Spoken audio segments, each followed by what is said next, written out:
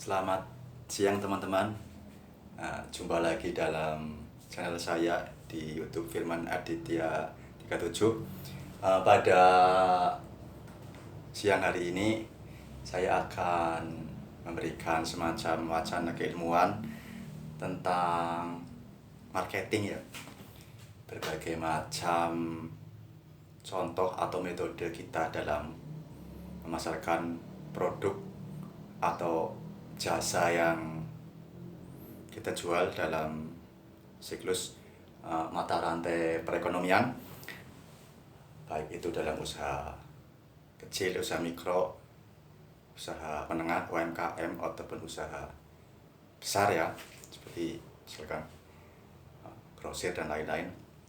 Itu kan metode pemasaran atau promosi produk, metode menjualnya dan lain-lain itu kan dengan berbagai cara ya, dengan berbagai cara atau teknis, seperti yang pada pembahasan yang lalu saya pernah dalam tema video yang marketing menggunakan sosial media, misalkan kayak opinion leader dan lain-lain. Kali ini ya, karena sekarang kan zamannya teknologi ya, zaman IT, ada teknologi di HP Android yang sangat memudahkan bagi para pebisnis, para perusahaan, baik itu yang lingkup PT ataupun lingkup yang lebih rendah lagi, CV, bahkan yang sekelasnya yayasan ataupun yang perseorangan pun akan bisa menggunakan metode marketing atau pemasaran yang beraneka ragam caranya. Walaupun tadi kan yang disebutkan terakhir yayasan, perusahaan nirlaba ya, nirlaba itu perusahaan yang tidak mencari keuntungan secara maksimal, tidak mencari profit secara maksimal. Tapi sekarang ada juga, sekarang kebanyakan yayasan ya mencari keuntungan atau profit karena mereka butuh biaya operasional sih, untuk pembayaran listrik, pembayaran air, untuk mungkin dia punya kendaraan, untuk biaya perawatan kendaraan jika rusak, ada bahan bakar, dan untuk operasional sehari-hari ya, ada punya beberapa karyawan kan, harus diberikan semacam, walaupun untuk yayasan itu bukan gaji pokok, tapi ada semacam insentif lah, penyemangat tertentu ya, supaya mereka, walaupun sekarang ya sudah hampir jarang sekali ada yayasan yang betul-betul nirlaba, sekarang sudah mencari laba. Misalkan dulu kan semacam zaman beberapa dekade dasawarsa yang lalu kan, mungkin teman-teman di apa itu, rumah sakit masuknya nirlaba ya, nirlaba. Sekolah-sekolah yang masuknya nirlaba, tidak mencari keuntungan. Maksudnya ini tidak mencari keuntungan yang besar, yang maksimal seperti layaknya PT atau CV yang jual beli produk, yang mereka betul-betul cari laba murni ya, untuk keuntungan perusahaan pada periode ini dan pada periode kedepannya. Sedangkan pada perusahaan, pada yayasan nirlaba sekarang ini hampir tidak ada, karena setiap rumah sakit dan sekolah ya, baik itu SD, SMP ataupun SMA, universitas, itu dari lingkup SD, TK, SD sampai perguruan tinggi, itu sekarang sudah hampir tidak ada yang nirlaba, semuanya mencari laba, karena untuk tadi itu kebutuhan biaya operasional, perawatan kendaraan, menggaji guru, dosen, dan lain-lain. Jadi sekarang paling yayasan yang nirlaba itu murni hanya di tempat ibadah mungkin ya, tempat ibadah tertentu itu mungkin betul-betul yang nirlaba tidak mencari laba, bahkan mereka hanya untuk sosial, keagamaan ya. Bahkan mungkin ya ada juga panti asuhan atau panti asuhan ataupun panti sosial yang merawat anak-anak terlantar, orang-orang terlantar ataupun orang-orang jompo, yaitu baik itu swasta ataupun pemerintah. Biasanya itu murni nirlaba, tidak mencari keuntungan, malah mereka memberikan kepada orang yang terlantar, anak atau orang tua yang terlantar itu, memberikan semacam bantuan cuma-cuma ya, baik makanan ataupun fasilitas kesehatan, cek kesehatan, ataupun hiburan seadanya lah, misalkan televisi, wifi, dan lain-lain. Jadi itu yang sekarang yang murni, yayasan yang murni nirlaba, tidak mencari keuntungan, itu biasanya hanya tempat ibadah dan panti asuhan, baik panti asuhan anak ataupun panti asuhan manula ya, panti jompo ya, karena mereka butuh uang tapi hanya sekedar untuk biaya perawatan itu, tidak untuk menggaji karyawan-karyawannya, karena mereka biasanya sudah disupport atau sudah disumbang juga dari pemerintah atau organisasi badan-badan yang ada persekutuan perkumpulannya, asosiasinya yang membantu orang-orang yang kesusahan terlantar seperti itu. Dan sedangkan untuk perusahaan yang bukan nirlaba, yaitu yang mencari laba ya, itu akan dijumpai siklus-siklus periode-periode seperti tadi, ada mulai dari produksi barang, distribusi sampai pemasaran. Terus kan pemasaran tadi yang saya sudah bilang di poin awal, pemasaran itu bisa dengan marketing ya, lewat aplikasi website atau IT sosial media. Kemudian ada juga sekarang marketing yang mungkin teman-teman waktu belum menggunakan peralatan IT canggih seperti sekarang ini ya, saat handphone teman-teman belum Android, mungkin masih BB atau masih poliponik biasa itu ya, atau mungkin juga televisi teman-teman belum LCD, masih TV tabung, atau mungkin juga sering dengan radio, belum ada podcast ya, podcast mungkin masih itu biasa lah ya, siaran biasa. Kemudian internet juga masih jarang, ada website tapi mungkin seperti landing page atau blogger Facebook kan belum ada waktu itu ya. Sebenarnya ini metode marketing ini, pemasaran produk atau jasa seperti yang akan saya utarakan ini sudah ada beberapa dekade yang lalu, sebelum ada IT, baik dari berbagai metode ataupun perangkat software dan hardware-nya ya, seperti lewat sosial media, lewat website, lewat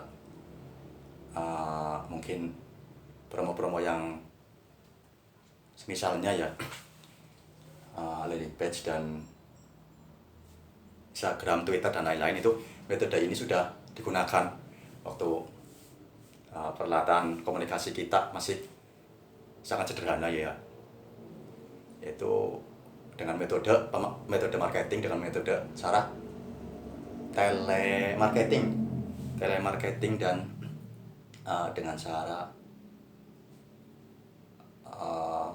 kita menghubungi pelanggan yang bersangkutan langsung dengan telepon ya. Dengan metode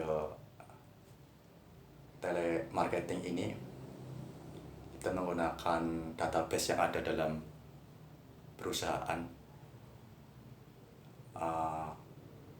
yang akan kita prospek untuk bagian departemen telemarketing ya.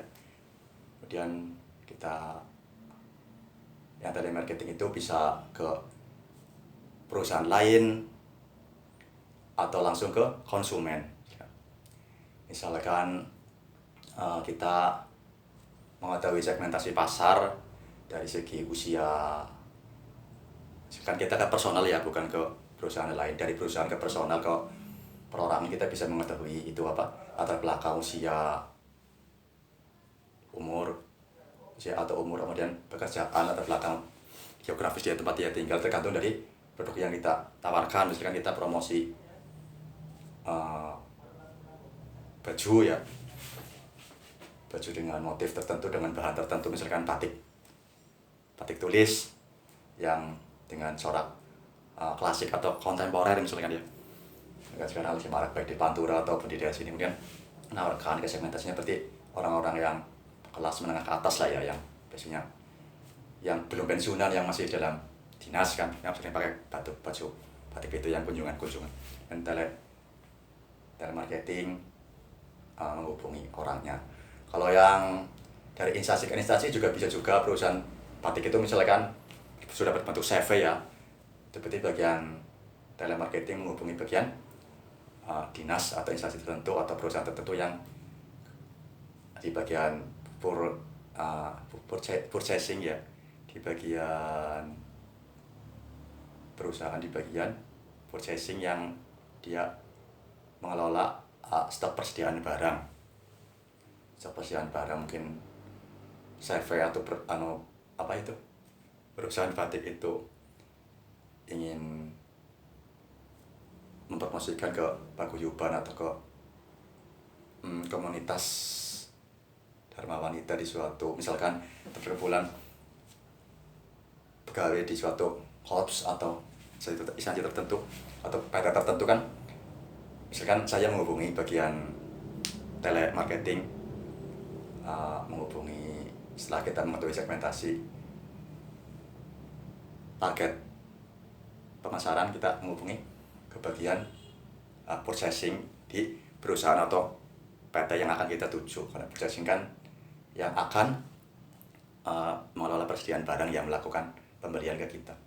Begitu juga sebaliknya, jika perusahaan yang bersangkutan menggunakan telemarketingnya menawarkan barang, ya dari perusahaan kita yang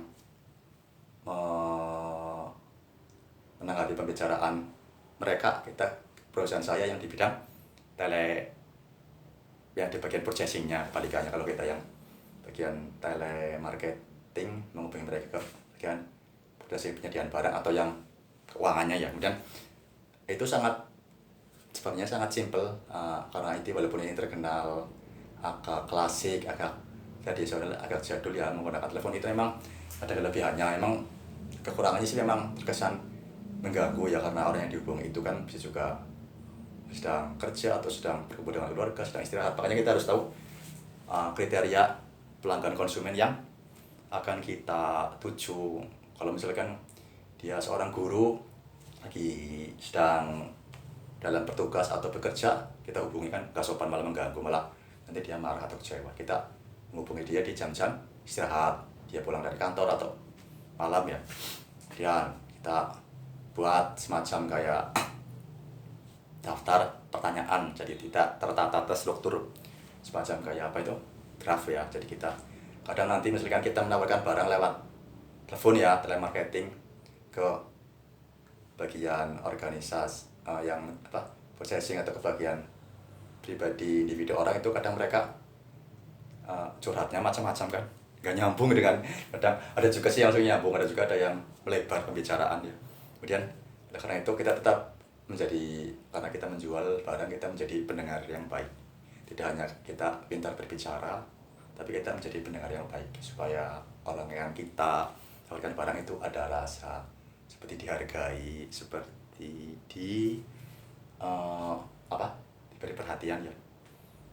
Kemudian tapi jangan lupa kita ibaratnya kita pesawat itu take off ya, take off ngikuti alurnya dia, jangan lupa kita harus landing, mendarat itu dalam arti kita fokus ke inti permasalahan, inti tujuan kita ngobrol dengan konsumen lewat telepon itu apa. Kemudian kita tawarkan kan, maaf Pak, ini produk batik yang bagus, kualitas bagus, coraknya tinggal pilih, ada di katalog kami, jika berkenan akan kami hubungi lewat Japri ke nomor PA Bapak ini dan lain-lain kayak gitu.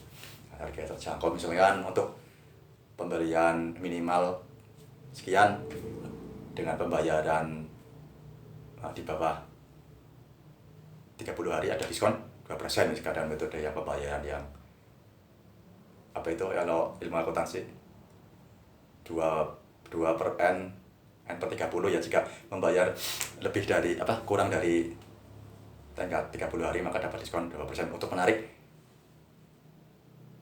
konsumen dapat diskon jika dia membayar lebih cepat ya. Makanya ini bisnis telemarketing walaupun kelihatan jadul dan tradisional, tapi cukup bermanfaat karena kadang ada orang yang suka berbicara langsung ya, ada rasa kayak bangga, kayak ingin ngobrol dengan orang yang jualan langsung jarak jauh itu. Walaupun nanti kita tetap setelah kita telemarketing menghubungi konsumen yang target kita jual produk atau jasa ke mereka, kita tetap share misalkan website kita atau katalog produk yang kita jual lewat Japri, lewat media sosial gitu ya, kayak gitu. Jadi ini salah satu strategi marketing yang cukup efektif dan efisien, karena tentu saja kan zaman sekarang juga ada bonus ya, kadang ada bonus dari kartu tertentu, misalkan Indosat atau Telkomsel. Misalkan Indosat ada bonus gratis sama telepon ke Indosat atau entry berapa ribu menit kan lumayan.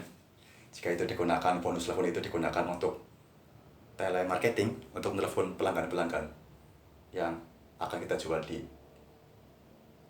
bisa itu online shop, bisa itu sampai perusahaan kita ya, ke bagian mereka, bagian processing itu masuk ke personal kan ya, kita ibaratnya tidak mubazir ya, tidak sia-sia kita punya bonus itu, bisa untuk promosi. Ya sekian dulu dari saya tentang tadi wawasan marketing ya, memasarkan barang dan metode telepon, atau bahasa bisnisnya telemarketing. Jangan lupa subscribe channel saya Firman Aditya 37. Semoga kami doakan semoga sukses selalu dalam hidup dan dibimbing oleh Yang Maha Kuasa. Bagi yang belum dapat penghasilan yang pantas atau belum dapat pasangan hidup,